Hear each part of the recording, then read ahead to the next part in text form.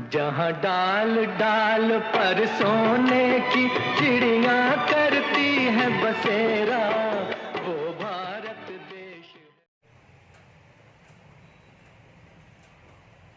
नमस्कार मित्रों, वरुण आइड मैथ्स में आप लोगों का स्वागत है। आज हम लोग प्रॉफिट एंड लॉस चैप्टर के अंतर्गत कुछ क्वेश्चन सीखेंगे। बोर्ड पर क्वेश्चन लिखा हुआ है, आइए हम लोग देखते हैं।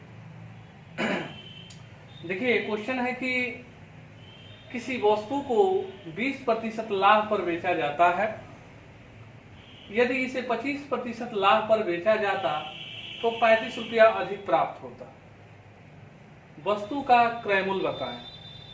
ठीक है, अब क्वेश्चन को थोड़ा सा समझा जाए।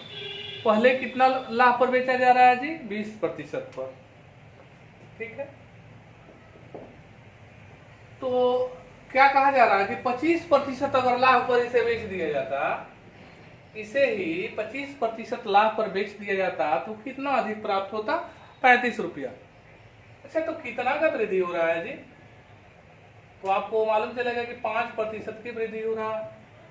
कितना का वृद्धि? 5%। इसका मतलब साफ साफ ये हुआ कि जो 35 रुपया वो 5% के बराबर है। तो कह रहा है आपसे कि वस्तु का क्रय मूल्य बताएं। तो कभी भी क्रय मूल्य पूछे तो 100% निकालना होता है। कितना प्रतिशत? तो 100%। तो आइए देख लेते हैं।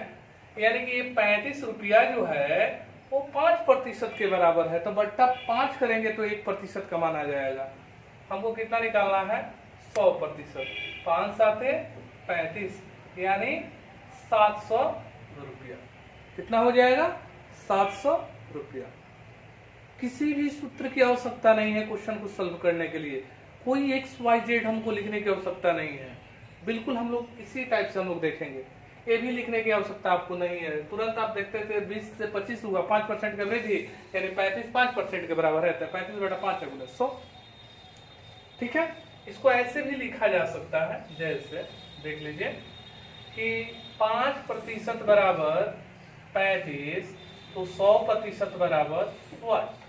5% बराबर 35 तो 100% बराबर वाट। क्रॉस मल्टीप्लाई करेंगे। ठीक है, जब क्रॉस मल्टीप्लाई करेंगे तो 5 गुने वाट बराबर 100 गुने 35 होगा ना। इसलिए वाट का मान निकालेंगे तो 5 क्या चला जाएगा? बट्टा में चला जाएगा।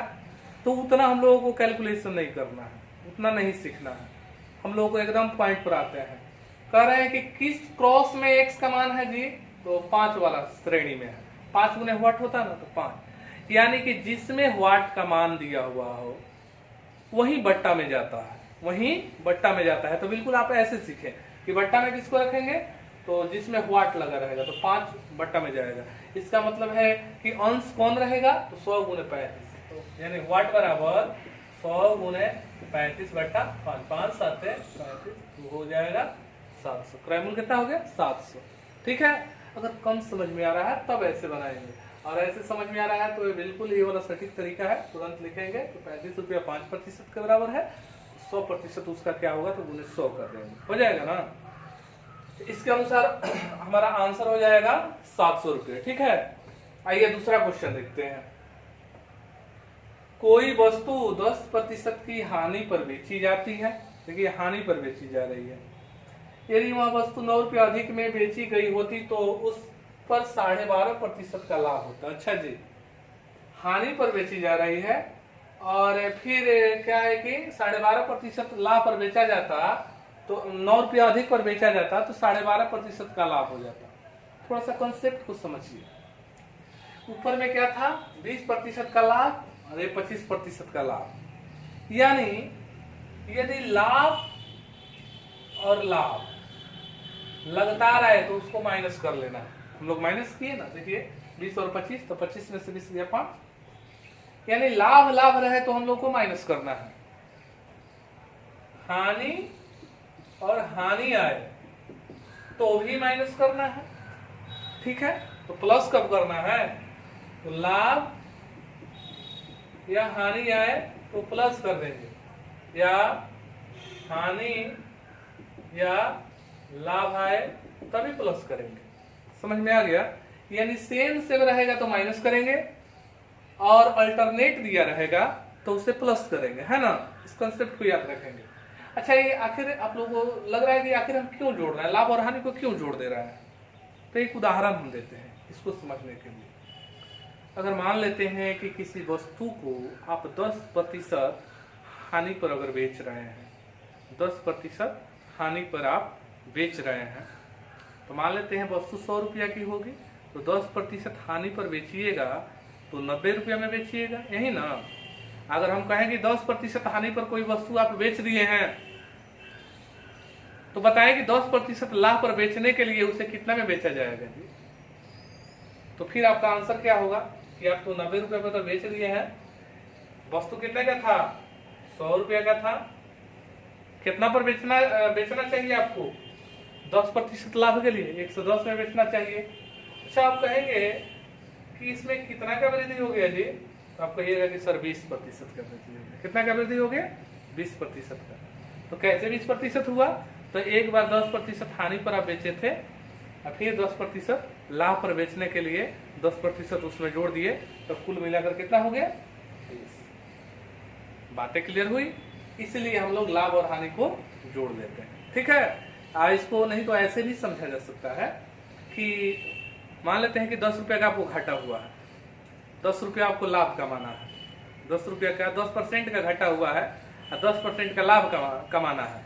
तो 10% का लाभ अगर 100 रुपया का वस्तु होगी, तो 10% का लाभ अगर घाटा लगा होगा तो 90 रुपया आपको प्राप्त हुई होगी।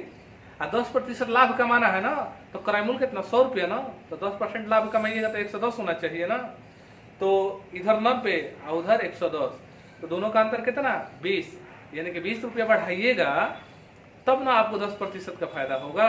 इसीलिए हम लोग इसको कंसेप्ट के रूप में इसको समझ लिए कि भाई लाभ रहेगा तो माइनस करेंगे, हानि रहेगा तो माइनस करेंगे, लाभ और हानि रहेगा तो हम लोग जोड़ेंगे, और हानि और लाभ रहेगा तो जोड़ेंगे, ठीक है। चलिए ठीक है, इसको मिटा लेते हैं। अब आइए क्वेश्चन। लिखा हुआ है कि कोई वस्तु 10% की हानि पर बेची जाती है। हानि हो गया। यदि वह वस्तु 9 रुपया अधिक में बेची जाती तो उस पर कितना का लाभ होता? 12.5% का लाभ होता। देखिए 10% का हानि, 12.5% का लाभ, इसका मतलब दोनों को जोड़ लेंगे ना, तो 12.5 रुपया और 10 रुपया कितना? 22.5 रुपया। इसका मतलब जो ये 9 है, 9 रुपया, वो 22.5% का बराबर है। तो हमको कितना प्रतिशत निकालना है? क्रयमूल्य निकालना है, तो 100% निकालेंगे, तो गुने 100 लिखेंगे। इसको हटा देंगे तो यहाँ 0 बैठा देते हैं, यहाँ बैठाइए चाहे इसको बैठाइए, एक ही बात हुआ।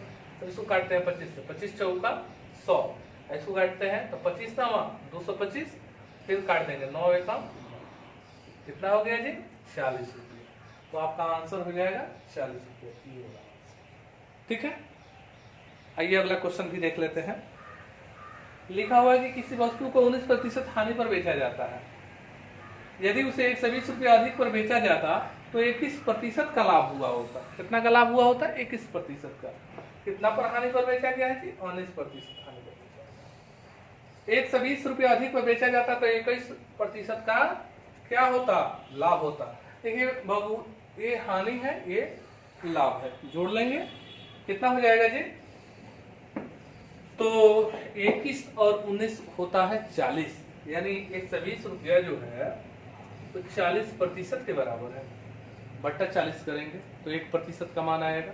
फिर हमको कितना निकालना है? क्रयमूल्य ना, तो 100% निकालेंगे, 100, 4 तिया 12 हो जाएगा 300 रुपया आपका आंसर हो जाएगा। तो देखिए 300 रुपया आपका आंसर हो गया। उम्मीद करते हैं कि आप लोग समझे होंगे, और आपको यदि अच्छा लगा हो तो बिल्कुल कमेंट बॉक्स में लिखें कि आपको अच्छा लग रहा है, और आप कमेंट बॉक्स में लिखेंगे तो हमें भी मालूम चलेगा कि आप लोग कितना % समझ रहे हैं, कितना आपको अच्छा लग रहा है, ठीक है। और लाइक शेयर सब्सक्राइब तो करते ही रहिएगा, और मित्रों को भी इससे लाभान्वित जरूर कराइए, ठीक है। और इस बात का हम दावा जरूर कर रहे हैं कि कोई भी चैप्टर हो, हम कोशिश करेंगे कि बिल्कुल ही बिना सूत्र को आपको हम प्रोवाइड कराएं, ठीक है। और मुझे लगता है कि आप जो भी कुछ भी XYZ सीखे होंगे थोड़ा सा इसको देखने के बाद राहत जरूर महसूस करेंगे कि ऐसे भी हो सकता है ना। तो बिल्कुल ही आप लोग मेरे साथ बने रहिए, निश्चित रूप से आपको फायदा होगा। चाहे आप बैंक, एसएससी, रेलवे, जिस भी कंपटीशन का तैयारी कर रहे हो, जिसका सेक्शन मैथ्स होगा, उसमें आप लोग इजीली क्वेश्चन को सॉल्व करेंगे, ठीक है। और इस बात का विश्वास दिलाते हैं आपकी एडवांस मैथमेटिक्स तक आपको हम पढ़ाएंगे। अरिथमेटिक तो पढ़ाएंगे ही पढ़ाएंगे, एडवांस भी आपको पढ़ाएंगे, लेकिन ये सिलसिला धीरे धीरे इससे आगे बढ़ती रहेगी, ठीक है। ठीक है, इसी के साथ हम लोग फिर नेक्स्ट क्लास में मिलते हैं। नमस्कार।